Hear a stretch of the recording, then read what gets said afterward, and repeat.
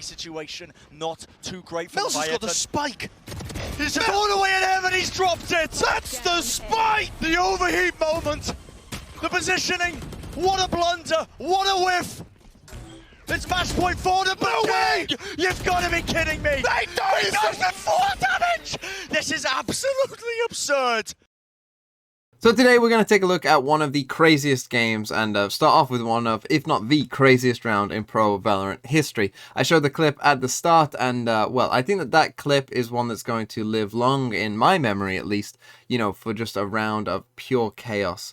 Something that I've never seen before, right? And I don't think we'll see again anytime soon. And Bren and Sideshow nailed the casting of it as well.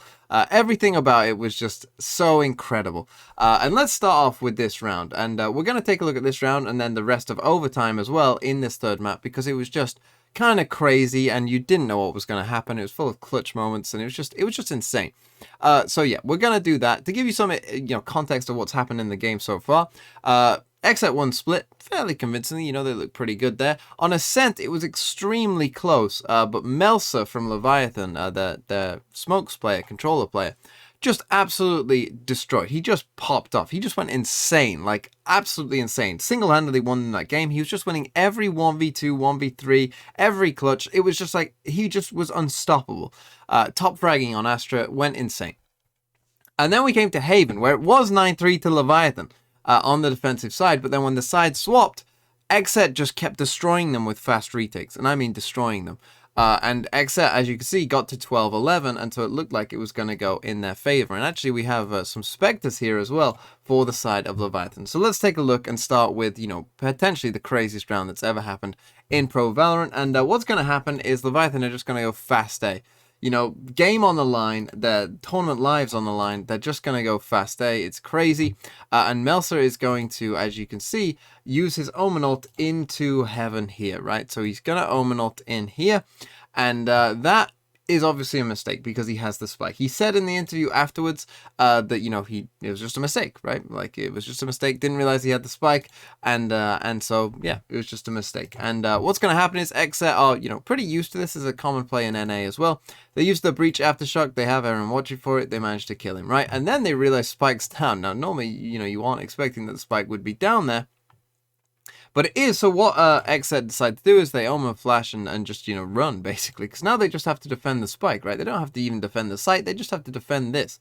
But King is going to make one of the all-time hero plays in Valorant history, because he's going to jump on this little box, blast back his way up, and find this kill. I mean, what a kill to find. Absolutely crucial. And then he's going to pick up the spike, and you see he starts to jump down, and actually he's very healthy when he jumps down, but he gets spammed through the wall by BCJ, and he dies to fall damage, which just adds to it, right? And so BCJ is then going to flash, and that means that now they don't have too much for this retake, right? That some things are going to come back. They will get a smoke regen, and I think they will get one flash as well. They have the dog. They do have dash and a cloudburst there as well. They get one smoke, as you can see. But it isn't a ton to really do this with. So they do smoke this off, as you can see there. They send the dog in as well. And they're going to use the Omen ult also here, just there.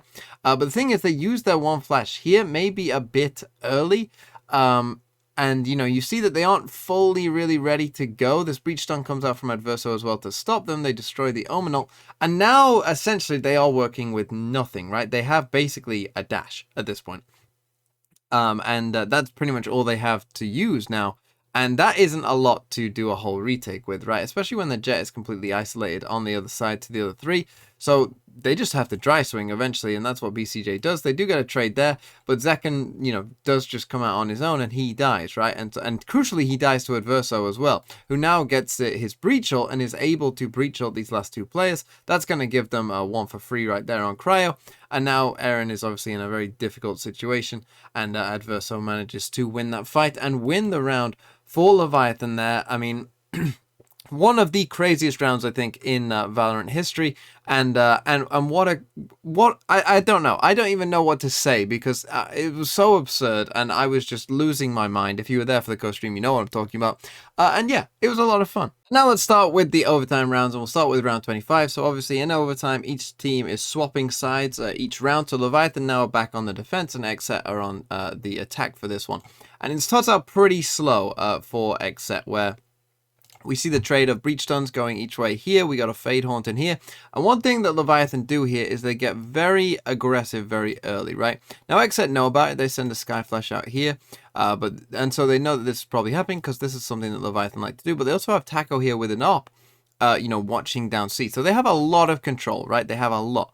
If they push into B, obviously they are quite susceptible to quick flanks as well. So this is a lot of control here for Leviathan. And so XSET obviously are going to need to do something about it. And that is what they are going to do. So they're going to send the dog in, right, just to see if people are there. And they are. Obviously, they see that this raise is here. And so what they're then going to do is they're going to try and punish this, right? They're going to send in the breach stun. And then BCJ is going to send this flash in down here as well to see if anyone is there. The thing is, he did this whilst the smoke was still up, so he's actually going to pop it there, but the smoke then fades midway through doing this, and so he's going to flash himself, and that is going to actually be pretty important as they send in this breach aftershock, because he's completely blind. You can see as Shy turns the corner, and they get that kill. Now, King is just holding here. He's obviously in a really bad spot now. We're going to get an absolutely crucial breach stun here from Adverso, coming from actually the back of B, that really actually saves King's life and allows him to escape, right? He sends the Boomba out and he just runs away. So, very nicely done by King there to manage to escape. And now they still have pretty decent control overall, right? You still have King being able to watch this. You have Taco watching this. And actually, Melsa is going to manage to find Zek in there and get that kill. But Cryo is going to spam through the door and get it back. Now, Adverso there does make a bit of a mistake, I think. You know, getting a bit too aggressive, you know, trying to take this peek. He peeks into two people and dies there. You know, he still has the chamber trap to play off in B.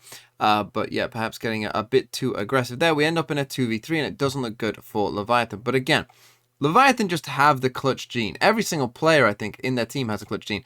How this isn't a kill, I have no idea. He puts about 10 bullets into Aaron, it seems, but somehow he doesn't die. Taco manages to find a good timing on Cryo, and then King finishes it off. And again, I mean, you're going to see the Leviathan players, like different ones just keep popping up and clutching rounds for them. This time it was King in that situation, in that 2v3. But yeah, they just show up in random rounds, these Leviathan players, and they're just so good in clutches in general, and that's basically how they won this game. In the very next round, so now Leviathan are on the attack, XSET actually took a timeout before this round, and so I think that they were maybe trying to catch them off guard, but again, I didn't really love this round from Leviathan overall because they were getting just destroyed by quick retakes. So when you're getting destroyed by quick retakes, the last thing you want to do really is kind of go, you know, super fast to a site, because that's how these quick retakes can come about and get destroyed. They actually missed their Fade Horn as well. As they just go for this very fast B take, you know, they send it in. Boombot comes in, the Omen TP, but he gets hit by the chamber trap, you know, and then we do see, you know, Dog is already coming out. They've already got the first kill from Def. We got Omen Flash coming here. You're going to get Breach Aftershock. The chamber trap's gone off, you know, and the spike has just gone down, and already 3 people are dead. And this is kind of what kept happening to Leviathan, right? They just couldn't really get into these into favorable post plants. Now they do actually start getting some kills as they just kind of spam through here. You know, they do get 2 kills and it looks dangerous all of a sudden. But Def turns up here in overtime and they manage to get that final kill as well. And they managed to even up 13-13. Now let's come to the next round. And again, XSET are back on the attack. And this round is going to start off with some spam here from Leviathan. But actually, focus needs to be on Taco, who gets pushed up nice and early off this Omen smoke here, deep towards A, as you can see. And so the first goal for XSET, as they just hold for any push, is to push him off. And you see they send the Skydog down to him, and he's going to have to TP away, as you can see there. So he does have to TP away, and that means that the Fade has to rotate over towards this site as well. Trademark gets destroyed, and actually we get the kill from Cryo on King. Now that's actually happened across the other side of the map, as King is expecting that, you know, XSET are going to push after the dog. But actually Cryo is just holding this, and King goes exploring, and he dies. So now we're in a 5v4. Okay, 5v4, and well, you know, the panic stations are beginning, basically, for Leviathan here. You know, they don't have A control anymore, right? And Taco is just, you know, wondering which side to hold with an op. And so what they decide to do is that they get aggressive here. And this is actually, you know, the right thing to do in this situation. It might look weird. It might look like trolling at certain points. But in a 4v5, you want to take a risk, basically, right? You're not going to win the round, most likely at this point. You're going to have to take a risk. And so that is what they do with these two just pushing down, hoping to catch a timing or something. And actually, it goes well for Adverso, but actually Melsa is going to die. So you see how Adverso kind of catches the timing here. He finds BCJ, but Cryo was holding for Melsa doing that. And so we still end up in a 4v3. So it's still good for XSET, but now they're, you know, wondering where this breach has gone and where exactly he could be. Zekken maybe, this one, I'm not sure if this is like a bit lazy, perhaps, you know, forgetting exactly maybe the situation. Obviously, they don't know if Taco has stayed on A. It's very, you know, common for an op to rotate over to the other side once they've been seen, but he is still here. You know, maybe he should be more aware of this danger, but he is just going to walk into Taco's op, and so now we end up in this situation. And so again, though, Adverso has decided, you know, that he has a lot of space here and he can catch them off guard. If the Jet was walking to A, they're probably mostly towards A. Now they do start to come back to him, but you can see that he's walked up into this really ratty spot here. And, you know, Def, again, has absolutely no idea. And this is what I'm talking about. Leviathan, if just one player would just decide to win the round for them. Shy does really well here because I think a lot of players might have been caught off in this position, but just retreating, now he's in a 3v2. Now you should play safe. Because you have the numbers advantage, let them plant the spike, you should be good. And so he does really well, you know, not trying to aggress in this situation and just running away. Letting them plant the spike, right, puts his Fade Haunt down, puts his Seize down as well. Good stun comes out from Adverso, right?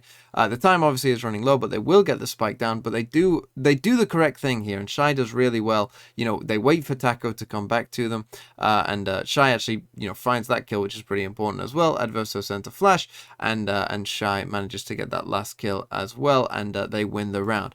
And this is what it was, right? XSET found the advantage there early on, but again, Leviathan just make the correct hero play. Someone just comes up and turns out and wins a round for them. And this time it was Adverso. Now let's come to round 28. And I did think that this one was the chance that Leviathan had to win the game, because this one actually starts out, you know, decently well. And you'll see at the end, they do actually have a chance. So they go for the early flash to push down anyone aggressing from mid, and they kind of fake this fast B play. I do always think in overtime, you know, because what's going to happen is XSET aren't too moved by this, and I do think in overtime you kind of have to play the game a bit. That, you know, XSET probably are thinking, we've just destroyed you when you tried to go fast speed last time. There is no way you're doing it again.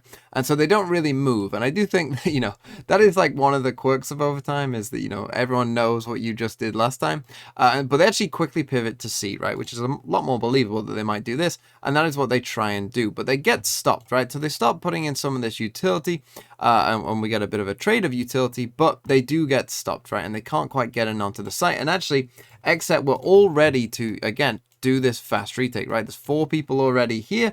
I mean, not even a retake at this point. They're just holding the site at this point with 4 people, which is more than enough than you need. But actually, I think they're stopping here and delaying and just pausing for 5 seconds actually was the right thing to do, right? They've created a lot of, you know, issues here towards C. We've dragged all the rotates over as well, and then they're just going to pause. And I thought, oh, this is how they're going to win the round, right? They have Shy pushed up into this very aggressive position here. They're going to pause and win the round. The only thing is they don't do enough to, you know, create doubt in XSET's mind. We're going to see that Adverso is here, and you'll see he's going to start shooting at this. He knows it's there, but he doesn't actually feel confident in destroying it because he doesn't know that someone might not swing on him, and he's all alone, right? So he doesn't feel confident in doing that, so they don't destroy this chamber trap. That is kind of one thing that I wish they would have done. The other thing is they never push Cryo off this angle here on A.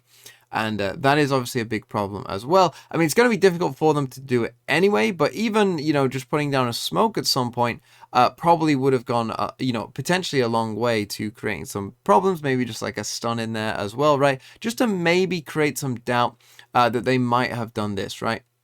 If you know the chamber traps here, you know, you put this smoke down, you start to come up here, that you can just create some question marks, right? And it would have maybe dragged some rotates over, it would have created question marks for XSET, and you all the while have someone pushed up deep into garage, and then you can go, you know, for potentially another C hit if you want. Maybe this guy even looks through garage and sees what he can find, right? Those are the things that I wish they would have done, but you're going to see that they just, this breach, as I said, doesn't quite feel confident in pushing in, which is completely fair enough, and I think that's understandable, you know. But if, you know, the kind of macro game plan, I think, was complete, if this was a plan from the start to get to kind of fake C, pause, you know, kind of re-explore and then re-hit C, if that was the plan, then I think, you know, it would have worked. I think that because this was just ad-libbing at this point, you know, it is much more difficult to kind of be like, you know, we need to do all these things in the moment rather than having that plan beforehand. So you'll see that they do manage to, you know, reset BCJ back here. But again, the problem is because Cryo is here, just watching A with an op, you know, everyone of XSET is still on this side of the map, right? And so even though they do just pause, they're going to start to come back in. They make a good go of it. Def is going to go huge. I mean, if Shy gets that kill, they actually might win the round because Def is going to get another one right there before being traded out. So yeah, had they got that first kill on Def, they might have won the round. But because there's already 4 people here, obviously it's quite hard to try and take this site, and that's exactly what happens as the trade comes in. We get a 2 versus 1 here, and King isn't going to be able to clutch this one out. As you can see just there, and XSET win the round. And now we come to round 29, and this one was the Taco round this time, as a different member of Leviathan would just step up for them this time. One of the advantages, I think, of playing the comp that Leviathan do with the raise and fade on this map is that it gives you flexibility in terms of where your chamber can be, especially with the breach as well, right? Because what can happen is you can get the C's nade in here, and we saw it before on the round where, you know, they have the raise and the fade pushed up very deep, right? It allows Taco to potentially be in a lot of different positions. He's not always on A. Sometimes he's with the op, and even he's in garage here, as you can see, right? It just allows him to be in a lot of different positions. And I think that that is a big advantage of running this comp, is that with the C's nade, and particularly a breach stun in here as well, there are more ways to try and control this A lobby site than just having, you know, try and get a breach done and then your chamber just hold it with an op, you know, which potentially could become quite predictable, right? And so I do like that they do this different stuff because it allows the chamber up to just, you know, move to different spots in the map. So that is exactly what they do, right? They send in this C's nade combo here, they send in the stun, and they get early A lobby control, as you can see. Now, actually, what XSET are doing, they're not going there this time. They're actually going to fake that they're coming to B. The thing is, you know, Leviathan don't really mind that too much. They fake B, but actually what they're going to do is this play that they did against Optic as well. You're going to get the jet dash in here. We're actually going to get a C hit, though. This is quite a cool idea overall, where you get the jet dash across here, comes down behind Garage, right? You hopefully kill the garage player. That's how it worked against Optic, and then you just have a free reign to come into the C site from 3 sides, and this player is screwed as well, right? So it's a really, really nice idea from XSET, but it doesn't quite work this time. Well, kind of because Zeka misses a shot, and because Taco goes kind of crazy, because this fight is really the whole round just there, where Taco is just able to get that kill. And now that threat of them coming from that third side is gone. You know, that's a big advantage. And Taco's going to find another one on Def there and be able to fade away.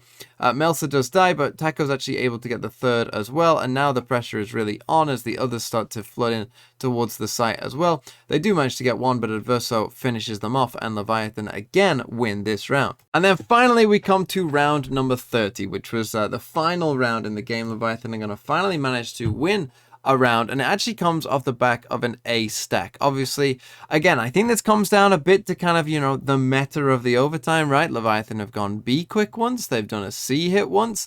Oh, this one's going to be an A hit, and that's what XSET thought, right? But I've seen some people criticizing this decision, and obviously, like, you know, the results would say, yeah, why are you doing this? I do have a bit of a problem with it. Again, the thing is, they were winning a lot of these rounds doing these fast retakes, right? Or like, you know, all being there when the site hit was coming in. But as you'll see in this round, obviously with this big stack, you kind of can't do that. But we'll see, it comes down to a crucial bit of utility used from XSET that actually is going, I think, to cost them this round. So we start off with like an early breach stun and a fade haunt here. And they do actually start to pressure it. They do the smoke as well, send a prowler out, right? They start to really pressure towards this A site, but they see there is quite a bit of a resistance there, and they actually start to walk back towards C, as you can see, and they are just going to walk down C long. But in a second, you're going to see that a crucial thing happens that I think really allowed Leviathan to, you know, get into the position that they wanted to, because they left Taco here. And that first flash from BCJ doesn't see anyone. So they start to leave. But he just comes back and thinks, oh, I'll just send out another one, right? And so you see, they actually are starting to leave and start to think that this probably is going to be a C hit. And had he not sent out this flash, well, there would have been a bit of trouble, because maybe Taco could come up behind them. So, you know, it is stopping one danger. But you'll see that this flash makes them turn around. they all turn around because Taco gets hit by it, and they send the dog in there as well. Now, this gives Leviathan the time that they need. Taco TPs away, and now they can get the spike down, and those rotates haven't come in, right? So no fast retake is available to XSET at all. They're going to have to wait. And you see that Leviathan can all get back into positions that they want to be in, and really, that flash kind of cost them the round. I mean, if they didn't do that flash, they might have been costing the round in a different way. Taco maybe could have found like 2 kills from going behind them or whatnot. But, you know, because they stayed there, and now we just got a spam battle, by the way. Just ends up a spam, right? The spike is down, nades start to come in, like flashes start to come in, Fade Horn, it all goes crazy. Aaron actually does really, really well here because Taco, again, I mean, even from this position, could have won the round because he's going to try and do this, but Aaron was holding it for the whole time, and he manages to find a kill on Taco, trying to come on that late garage flank there. But now, obviously, it's just a spam battle. Crucially, King keeps getting kills, and that means that he got a second nade, and then he got a kill off that nade, so now he gets his ult. Which obviously is a big help to Leviathan, in this situation as well. We see that, you know, the time just starts dwindling down. They just keep spamming. It's just a spam battle the whole way. And the spike detonates eventually. And Leviathan will go through, and XSET will join the guard in being the NA1 seed that didn't win a game and crashes out straight away. We will see XSET at Champions, so it's not the, you know, the final time that we'll see them on LAN, but what a crazy, crazy game overall. I mean, just a wild, wild finish to one of the more crazy games in Valorant's history. But it will be Leviathan who will go forward, but they will have to play against one of Paper X or Fnatic.